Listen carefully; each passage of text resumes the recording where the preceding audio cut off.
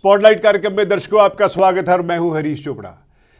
दर्शकों, जैसा कि आप जानते हैं कि पिछले 6 साल हमारे लिए बहुत बेमिसाल रहे हैं और इन 6 सालों के दौरान हमने समाज से जुड़े, चाहे वो समाज सेवी हो, चाहे वो सियासतदान हो, चाहे वो शिक्षा के क्षेत्र से हो या फिर नई नई प्रौद्योगिकी लाने वाले और उन पर प्रयोग कर सफलतम प्रयोग करने वाले व्यक्तित्वों से हमने बातचीत की है और उनके अनुभवों से आपको अवगत कराया है। और दर्शकों, जितना आपका भरपूर हमें सहयोग मिला है उसके लिए स्पॉटलाइट कार्यक्रम आपका आभार व्यक्त करता है, बार बार आपका आभार व्यक्त करता है। आज हम जिस विषय पर चर्चा कर रहे हैं उसका ताल्लुक जो है वो धर्म से भी है और शिक्षा से भी है। आज शिक्षा में धार्मिक वैल्यूज, मॉरल वैल्यूज, यानी कि हमारे धार्मिक संस्कार, हमारे नैतिक संस्कार, हमारे जीवन के संस्कार कैसे होने चाहिए, ये विषय आज बहुत महत्वपूर्ण हो चुका है। और इसी विषय पर बातचीत करने के लिए हमारे स्टूडियो में मौजूद है VBM पब्लिक स्कूल दिल्ली के चेयरमैन और प्रधानाचार्य, जिनका शिक्षा के क्षेत्र में पिछले 17 वर्षों से एक महत्वपूर्ण योगदान रहा है, श्री प्रवीण शर्मा जी से। प्रवीण शर्मा जी, आपका स्टूडियो में बहुत बहुत स्वागत है। चोपड़ा जी, आपका बहुत बहुत धन्यवाद कि आपने मुझे जो है आज अपने स्टूडियो में आमंत्रित करा। शर्मा जी, मेरा पहला सवाल है आपसे। पिछले 17 वर्षों से आप स्कूल का संचालन कर रहे हैं।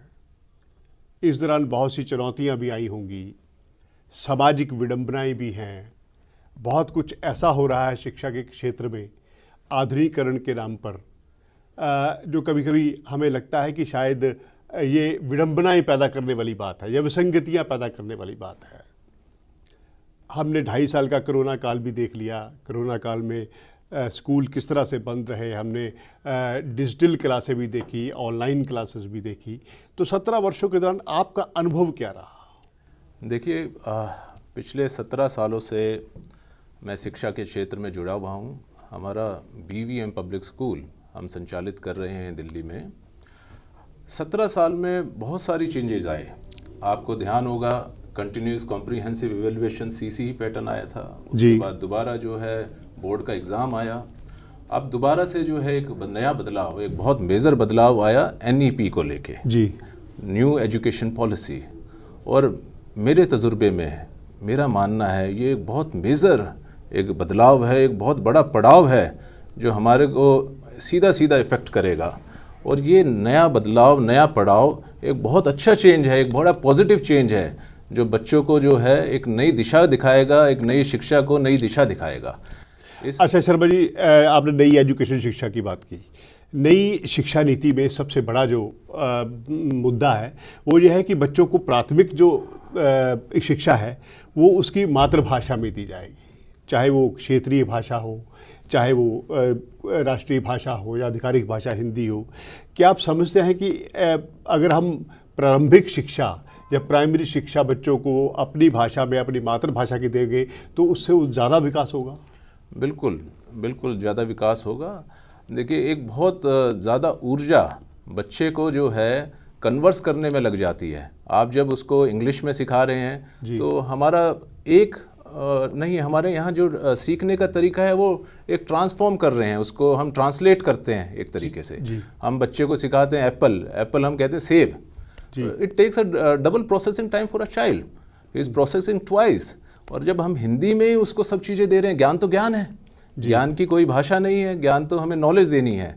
नॉलेज हम अगर हिंदी में ही प्रोसेस करते हैं यंग माइंड्स के साथ, उनको ज़्यादा उनका प्रोसेसिंग टाइम कम लगेगा, प्रोसेसिंग शक्ति उनकी आधी हो जाएगी और उनको ज्ञान ज़्यादा मिलेगा। अच्छा प्रवीण जी, एक सवाल सबके सामने होता है समाज में कि जब हम आधुनिक शिक्षा की बात करते हैं या समाज में जो परिवर्तन आ रहे हैं, उन्हें नए दौर की बातचीत करते हैं, परिवार एकाकी होते गए हैं, बच्चों की तरफ ज़्यादा जो अभिभावक हैं, जो दोनों वर्किंग क्लास हैं, वो सुबह निकल जाते हैं, शाम को आते हैं, बच्चों की तरफ ज़्यादा ध्यान नहीं देते। तो ऐसे में बच्चों को नैतिक शिक्षा, या धार्मिक शिक्षा या जीवन शैली के बारे में, हमारी भारतीय जीवन शैली किस तरह की होनी चाहिए, उसमें आचार व्यवहार संस्कार कैसा होना चाहिए। कुछ राज्य सरकारें इस बात का प्रयास कर रही हैं कि पाठ्य पुस्तकों में गीता का ज्ञान दिया जाए या कुछ और ऐसा दिया जाए ताकि बच्चों को जीवन शैली के बारे में, आचार व्यवहार के बारे में, इसके बारे में आपकी क्या राय है? चोपड़ा जी, सबसे बड़ी समस्या आज के जनरेशन की एक माइंडसेट है, एक उनकी जो मनोस्थिति है वो सबसे बड़ी समस्या है। और किसी का भी माइंडसेट, अगर हम बच्चे को एक अच्छे एथिकल वैल्यूज़, मॉरल वैल्यूज़, जैसे आपने नैतिकता की बात करी, आपने अपने धर्म से जुड़ाव की बात करी, अगर हम नैतिक वैल्यूज़, मॉरल वैल्यूज़ उनको शुरू में से हम देना शुरू करें तो वो फाउंडेशन होती है किसी की भी मनोस्थिति की, वो फाउंडेशन होती है एक माइंडसेट की। तो आज के वक्त की ज़रूरत है राइट माइंडसेट, और उसके लिए नैतिकता, मॉरल वैल्यूज़, अपने जो हमारा धर्म है, इसको धर्म को किसी हमारा जो कल्चर है, धर्म मैंने गलत शब्द यूज़ करा, हमारा जो कल्चर है वो किसी धर्म में पिरोया हुआ नहीं है। हमारा कल्चर जो हमारे भगवान राम है, हमारे यहाँ कोई भी धर्म हो, किसी भी धर्म का व्यक्ति हो, उनके जो पूर्वज थे कभी ना कभी हमारे भगवान राम की छत्र छाया में वो भी जिए हैं। तो उनके जो नैतिक मॉरल वैल्यूज़ थे, उनकी जो जीवन शैली थी, उसको जो हम अडॉप्ट करें, अपने बच्चों में उस नैतिकता को लेके आएँ, एक राइट मनोस्थिति लेके आएँ। आजकल समस्या क्या है, हम भौतिक चीज़ों में बड़े फंस गए हैं, मेटेरियलिस्टिक हो गए हैं जी।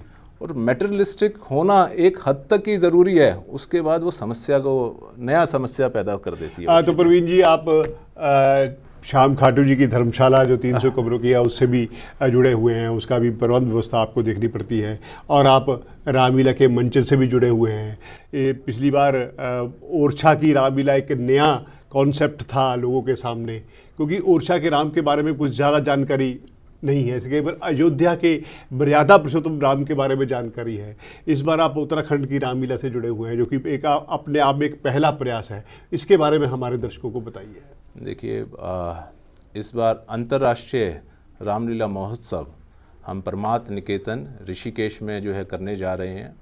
इसके लिए हम अपने अध्यक्ष श्री वेद प्रकाश टंडन जी का बहुत आभार व्यक्त करते हैं। उन्होंने एक ये ज्योत जलाई है, ये सिर्फ उन्होंने जो है एक रामलीला को लेके नहीं, एक एजुकेशन की भी एक ज्योत जलाई है, बच्चों को अच्छे संस्कार देने की एक ज्योत जलाई है।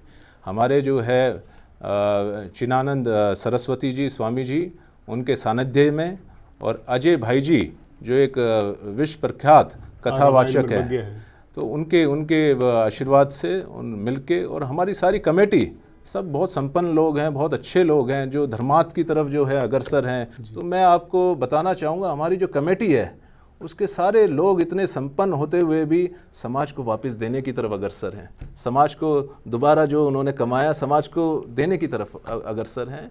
और इतने संपन्न होने के बावजूद भी इतनी तकलीफ में ऋषिकेश में जाके खुद काम कर रहे हैं। आप देखेंगे हमारे 20, 30, 40 लोग जो कोर कमेटी के मेंबर हैं, हर कोई जो है लगा हुआ है, बहुत मेहनत कर रहे हैं। और आप भी आमंत्रित हैं, आपके दर्शक भी आमंत्रित हैं, सब आइए, एक नया अनुभव होगा। ये सिर्फ एक रामलीला नहीं होगी, साथ में राम कथा भी होगी। तो एक दो चीज़ों का मेल होगा, एक यूनिक चीज़ है जो विश्व में अभी तक नहीं हुई है, जो इस रामलीला में जी। रामचरित मानस हो या गीता, उनके संदेश हमेशा समाज के लिए शाश्वत रहते हैं, बिल्कुल संदेश उनके प्रासंगिक रहते हैं, चाहे कोई भी समय आ जाए। हमारे बच्चों को इस समय नैतिक शिक्षा की और जीवन शिक्षा की बहुत ज़रूरत है। अच्छा, एक बात बताइए, दिल्ली की रामलीला में अब हम जब भी कोई चाहे 2 जिले या 3 जिले या 4 जिले बाद दूरी कायम करते हैं तो उनकी शैली बदल जाती है, कहीं कहीं भाषा की शैली बदल जाती है, कहीं कहीं रामलीला करने का तरीका जो है वो दिल्ली से काफ़ी मंचन से अलग होता है। कहीं रामचरित की मानस की चौपाइयों पर रामलीला आधारित होती, कहीं संवादों पर होती है। तो उत्तराखंड की रामलीला का स्वरूप क्या होगा? ये एक समन्वय होगा रामलीला का और राम कथा का। अजय भाई जी जो विश्व प्रसिद्ध कथावाचक हैं, आप उनको जानते हैं, भली बात ही, हमारे दर्शक भी जानते होंगे। तो उनकी कथा के साथ साथ रामलीला का जो है मंचन होगा। तो ऐसा, और रामलीला में मंचन करने वाले हमारे कई स्टेट के बच्चे होंगे, गुरुकुल के बच्चे होंगे, हमारे दिल्ली के स्कूल के बच्चे होंगे। तो आप देखेंगे बच्चों में एक तरह से हम संस्कार भी डाल रहे हैं बच्चों को इन्वॉल्व करके, और स्कूल के गुरुकुल के बच्चे कथा रूप में जो है रामलीला का मंचन करेंगे। एक यूनिक चीज़ है, आज तक ये कभी नहीं हुआ है जी।